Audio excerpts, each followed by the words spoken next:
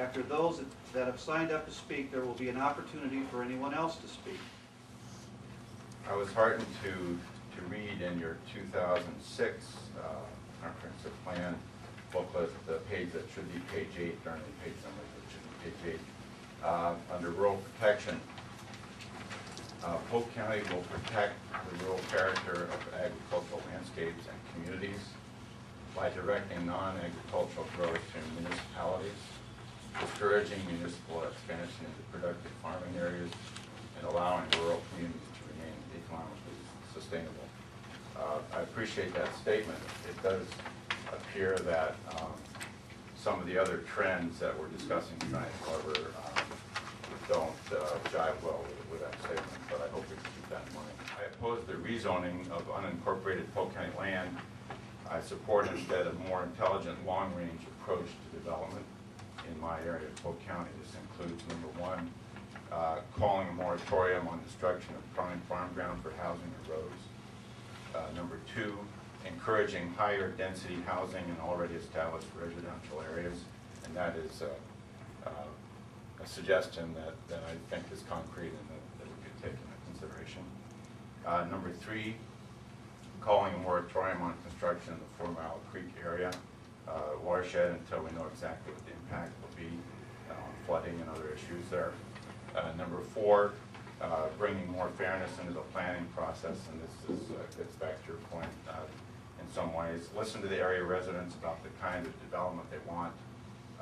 This includes holding meetings at times that are convenient for citizens, working hours on those meetings, come out after work. And maybe more importantly, try to end the powerful influence of the developers on the planning process. You know, we read the records of who donates to which candidates, and it looks like the developers get money from both parties, and I'm sure the influence trickled down. And number five, and that's my last point, ceasing to build for a petroleum-based commuter lifestyle.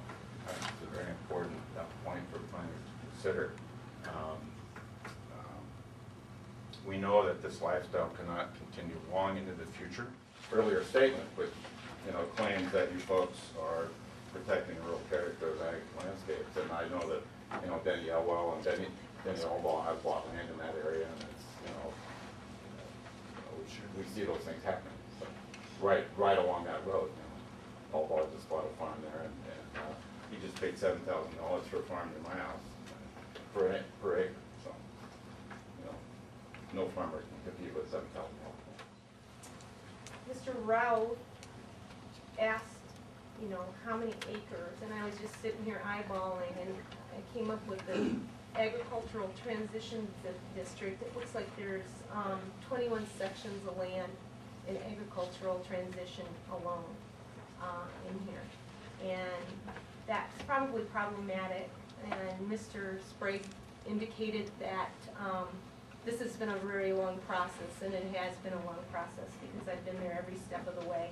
I was on the North Central Committee of Citizens that went through the process of planning for this comprehensive plan, and I want to say that I really feel that our group's citizen input was disregarded every step of the way. Sticky notes fell off the map week after week, suggestions weren't taken. We would vote unanimously to do something one way, and the next week we'd be discussing it and voting again. So we were told that the Beltway was a given, and we weren't to talk about that. One night we were given colored M&Ms and told that 100,000 people were headed to Polk County, and we had to find places for them to live and come up with different types of dwellings to fit 100,000 people in, and we were not allowed to put any people inside the existing cities. This was all to be done on county land. That's problematic because as a close-by resident of Ankeny, watching the suburbs grow around my farm on a daily basis, I went to the county fair this week, and when I came home, I had a new house on another section of land within 5 days. So it's rather frustrating to see Ankeny sitting with 6,000 acres of land inside the city limits, and when you ask them how much land is available, they only tell you the platted number of plats that they have open. They don't count the acres that are sitting there. They also have in front of them an annexation request now for the other side of my farm, which is 1,867 acres. And even though it's within a 2-mile area, that 2-mile area never ends. It only gets bigger as Ankeny grows. It's like a cancer. And the Polk County Board of Supervisors do have an opportunity to vote against that. But they don't ever take that opportunity to vote anything down, and it always gets recommended. When it gets to the City Development Board, it's been recommended by the county. So when you claim that there's nothing that you could do as a county, as a recommending body, I would suggest you remind supervisors that there indeed is something that you could be doing to stop the growth in the rural areas. It's their job to represent the rural people of the county.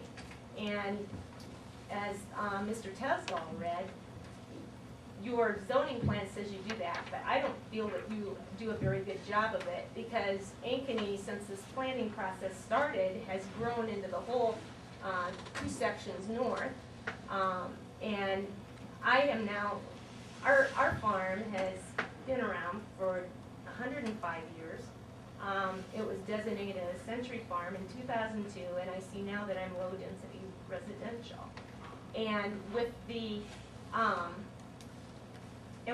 made it pretty plain to everyone. Sam, you sat on the central committee. You've heard me say it a lot of times. To my knowledge, your comprehensive plan is not, is not what the Ankeny comprehensive plan is at this time. They aren't zoned for the same type of zoning. But what you do when you turn this color yellow instead of white, and I'm no longer an ag district, is that I don't have that opportunity to come to the Board of Supervisors and make my request, because you've already determined that I'm going to be low density residential. So you've taken away my opportunity as a rural citizen. We farm 1,120 acres. We do have a diversified farm with cattle, hogs, sheep, chickens. We direct market meat, and it's a very viable farm. It's not a hobby farm. I would like to see my farm be agriculture. It has been agriculture. There's we have no indication that it's going to be anything but agriculture, but you're claiming it's low density residential. It appears by your ordinances that you're facilitating the growth of sewers. And you're wondering how you're going to get across a lot of farmland.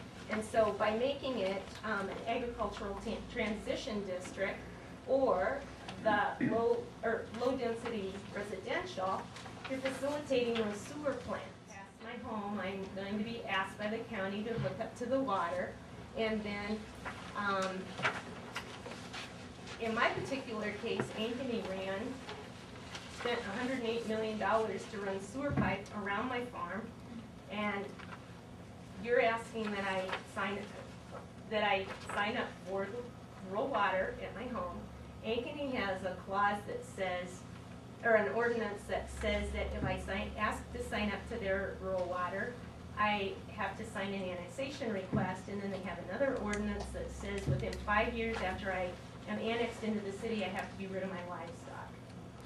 And I'm very perplexed. I've been involved in this race since the very beginning, and I haven't felt as if my voice has been heard.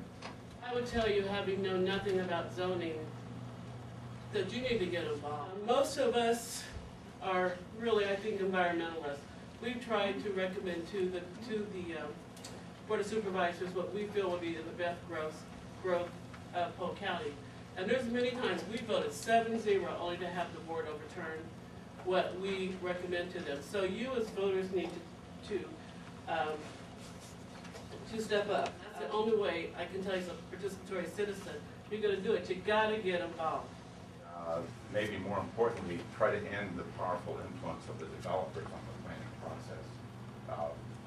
We read the records of who donates to which candidates, and it looks like the developers get money to both parties, and I'm sure the influence trickled down. And number 5, and that's my last point, ceasing to build for a petroleum-based